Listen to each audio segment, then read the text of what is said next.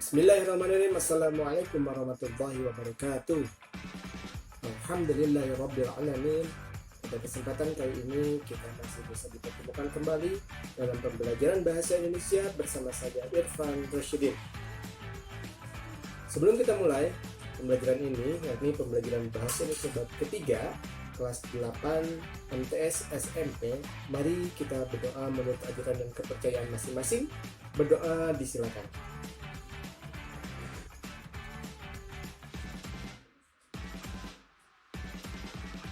Berdoa dicukupkan. Baik, apa saja yang akan kita pelajari? Namun sebelum pada materi inti, ada baiknya saya akan menjelaskan mengenai kompetensi dasar bab ketiga ini, yakni materi apa? Materi teks eksposisi. Apa saja yang kita pelajari dari teks eksposisi ini? Banyak sekali, mulai dari pengertian, struktur, dan lain-lain. Baik, kita mulai pada langkah berikutnya, yakni membacakan kompetensi dasar 3.5, yakni mengidentifikasi informasi teks eksposisi yang berupa artikel ilmiah populer dari koran atau majalah yang didengar dan dibaca. Kemudian yang 3.6, menelaah isi dan struktur teks eksposisi. Menelaah isi dan struktur teks eksposisi baik yang didengar atau yang dibaca. Keterampilannya 4.5, menyimpulkan isi teks eksposisi baik yang didengar ataupun yang dibaca dari artikel ilmiah populer atau majalah. 4.6-nya menyajikan gagasan pendapat ke dalam bentuk teks eksposisi berupa artikel ilmiah populer mengenai lingkungan hidup, kondisi sosial dan atau keragaman budaya dan lain-lain secara lisan dan tertulis dengan memperhatikan struktur dan lain sebagainya. Tujuan pembelajarannya yakni siswa mampu satu memahami pengertian teks eksposisi. Nanti siswa harus memahami teks eksposisi. Kemudian yang kedua, memahami unsur-unsur teks eksposisi yang berupa gagasan dan fakta-fakta yang ada. Kemudian yang ketiga, mengetahui langkah-langkah cara menyusun teks eksposisi. Yang keempat, memahami strukturnya, struktur teks eksposisi itu apa saja. Dan yang kelima, membuat teks eksposisi berupa artikel ilmiah dari populer. Artikel ilmiah populer yang akan dari koran dan lain sebagainya. 1. Pengertian teks eksposisi. Apa sih pengertiannya? Banyak sekali ya pengertian-pengertian dari sumber-sumber tertentu. Tapi salah satu yang digunakan adalah bahwa teks eksposisi itu salah satu jenis pengembangan paragraf dalam penulisan dengan tujuan untuk menjelaskan atau memberikan pengertian dengan gaya penulisan yang singkat, akurat, dan padat. Atau secara lebih ringkas lagi dapat dikatakan bahwa teks eksposisi itu adalah teks yang bertujuan untuk menjelaskan atau memberikan informasi, memberikan pengertian dengan gaya penulisan yang singkat, akurat berdasarkan fakta-fakta, dan juga padat. Tujuan teks eksposisi itu tadi untuk menjelaskan informasi tertentu agar bisa memenuhi atau menambah ilmu pengetahuan pembaca, sehingga dengan membaca teks eksposisi maka pembaca akan mendapatkan pengetahuan secara rinci dari suatu hal atau kejadian. Menambah pengetahuan intinya, memberikan pengetahuan kepada pembaca. Jadi setelah membaca itu menambahlah ilmu wawasan pembaca tersebut.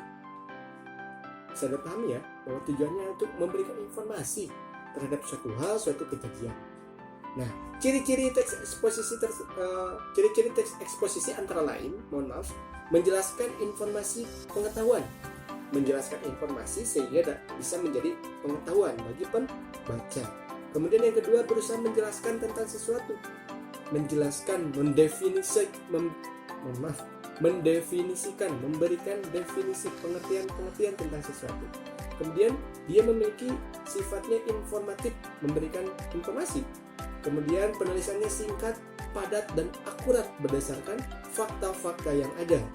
Kemudian yang selanjutnya, penyampaiannya secara lugas serta menggunakan bahasa yang baku sesuai dengan tata penulisan bahasa Indonesia yang baik dan benar.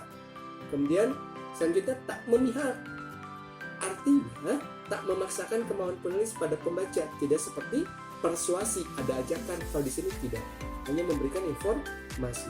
Terakhir, fakta dipakai sebagai alat kontribusi untuk membantu menjelaskan, dan alat konkretasi menjelaskan fakta-fakta yang ada sesuai dengan kenyataannya. Faktanya seperti apa? Informasi disampaikan sesuai fakta yang ada, sesuai dengan teori-teori yang ada. Lanjut, jenis-jenis teks eksposisi. 1. Teks eksposisi berita. Artinya teks eksposisi yang berisi informasi mengenai suatu kejadian, suatu peristiwa.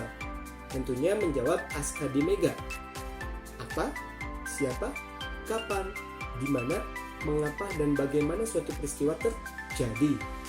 Kemudian teks eksposisi ilustrasi memberikan gambaran-gambaran, pemahaman tentang gambaran-gambaran suatu peristiwa. Kemudian teks eksposisi pertentangan menjelaskan analisis dari fakta-fakta yang ada. Kemudian teks eksposisi perbandingan membandingkan suatu peristiwa dengan peristiwa yang lain, suatu hal dengan hal yang lain, berdasarkan fakta-fakta yang mendukung dari kenyataan, dari kebenaran fakta-fakta yang ada. Selanjutnya ada teks eksposisi proses, menjelaskan langkah-langkah atau cara-cara suatu peristiwa terjadi, langkah-langkah membuat sesuatu, menginformasikan sesuatu, itu juga bisa. Kemudian teks eksposisi definisi, menjelaskan pengertian kepada pembaca, menjelaskan ilmu baru kepada pembaca, insya Allah menambah pengetahuan. Dan yang terakhir, teks eksposisi analisis, jadi memeriksa kebenaran berdasarkan teori-teori yang ada, menganalisis suatu peristiwa dengan berdasarkan pada fakta-fakta yang mendukung, fakta-fakta yang ada di dalam teks tersebut. Sehingga banyak sekali jenis-jenis teks eksposisi yang menjadi bekal untuk kita dalam menciptakan, mengkreasikan sebuah teks. Kita mau membuat teks eksposisi apa nih, dan lain sebagainya. Ada juga struktur teks eksposisi. Kenyataannya teks itu ada 3 ya, pembuka, isi, penutup, sama. Di sini ada pernyataan pendapat atau disebut juga tesis, pembukaan. Kemudian ada argumentasi. Di sana ada argumen-argumen yang disertai dengan fakta-fakta. Dan yang terakhir ada penegasan ulang, reiteration. Jadi ada penegasan ulang terhadap argumen yang kita sampaikan tanpa mengajak tentunya. Kalau sudah mengajak itu jadi persuasi. Lalu bagaimana pola pengembangannya? Cara pembuatan teks eksposisi itu ada yang menggunakan pola paragraf umum khusus, deduktif, induktif. Dari umum dulu, dari masalah yang luas pada masalah yang lebih sempit. Itu pola paragraf umum khusus. Kemudian ada pola paragraf proses, menyampaikan langkah-langkah dan lain sebagainya. Kemudian ada pola paragraf contoh, menyampaikan contoh terlebih dahulu, kemudian menjelaskan secara argumentasi dan juga faktual. Dan terakhir ada paragraf definisi, jadi menjelaskan pengertian-pengertian berdasarkan teori-teori yang ada dari berbagai contoh, dari berbagai sumber literasi yang ada. Jadi pengembangannya ada paragraf umum khusus, ada paragraf proses, contoh, dan definisi. Lalu bagaimana dengan ciri kebahasan teks eksposisi? Bahwa satu teks eksposisi itu bersifat non-fiksi atau dia bersifat ilmiah. Harus ada fakta-fakta yang disampaikan di sana. Tidak mengarang, tidak hayal, tidak imajinatif. Yang kedua bersifat informatif. Dia mampu menjelaskan, dia mampu memaparkan suatu hal kepada pembaca berdasarkan fakta-fakta dan teori yang ada. 3, berdasarkan fakta ini. 4, tidak memengaruhi, tidak persuasi, tidak mengajak atau melarang dan lain sebagainya. 5, sering menggunakan kata pronomina, pengganti kata orang, baik itu kita atau saya. Kemudian yang ke-6, menggunakan istilah-istilah karena berdasarkan teori-teori yang digunakan. Yang ke-7, menggunakan bahasa baku. Bahasa baku itu bahasa yang sesuai dengan aturan kebahasaan, bahasa Indonesia yang baik dan benar. Yang terakhir ada akhir teksnya itu berupa penegasan terhadap pendapat yang kita sampaikan. Tidak untuk meyakinkan, hanya penegasan saja bahwa A itu adalah A, B itu adalah B. Ya, ada 8 ciri kebahasaan teks eksposisi yang harus kita perhatikan.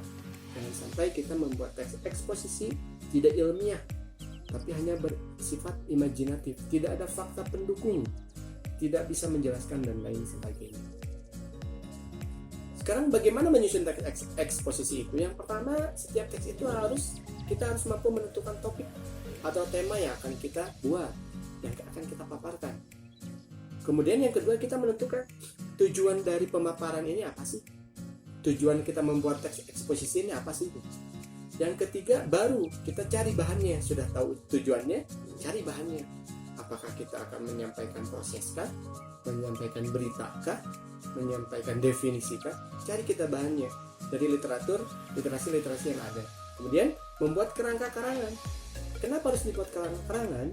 Agar tulisan kita sesuai dengan tujuan kita, terperinci, sehingga tidak mengawang-awang. Dan yang terakhir, baru mengembangkan kerangka karangan menjadi sebuah teks karangan eksposisi. Dari semua data yang ada dikumpulkan, kemudian dibuat kerangka, baru dibuat teksnya. Nah, tahapan selanjutnya kita harus mampu menyunting teks eksposisi, menyunting, memperbarui, mengedit kalau dalam bahasa kerennya ya. Yang pertama, apa yang harus kita sunting, apa yang harus kita edit? Ada ejaan yang sudah disesuaikan, yang sudah disempurnakan. Biasanya ada beberapa ejaan yang digunakan belum sesuai, maka harus dilihat dulu. Tanda bacanya, tanda titik, tanda koma, penggunaan kalimat, huruf kapital dan lain sebagainya. Kemudian yang kedua ada diksi dan kalimat. Pemilihan katanya sudah sesuai belum? Istilahnya sudah sesuai tidak? Kemudian kalimat yang satu dan kalimat yang lain saling berhubungan tidak? Itu yang harus kita sunting bersama, sehingga kita paham bahwasannya, oh ini sesuai, oh ini tidak, harus diganti, harus dihilangkan dan lain sebagainya. Dan yang terakhir ada sistematika penulisannya, sudah sesuai belum dengan sistematika penulisan? Kemudian benar tidak konsep yang digunakan, teori yang digunakan sesuai atau tidak? Maka semua harus kita periksa. Bisa dipahami ya? Oke, mungkin cukup sekian yang bisa disampaikan. Mudah-mudahan bisa berguna dan bermanfaat bagi kita semua, khususnya bagi kalian yang saat ini sedang mencoba mencari pengetahuan, ilmu baru. Mudah-mudahan ini bisa membantu. Terima kasih. Subhanakallahumma wa bihamdika asyhadu an la ilaha illa anta astaghfiruka wa atubu ilaik. Wassalamualaikum warahmatullahi wabarakatuh.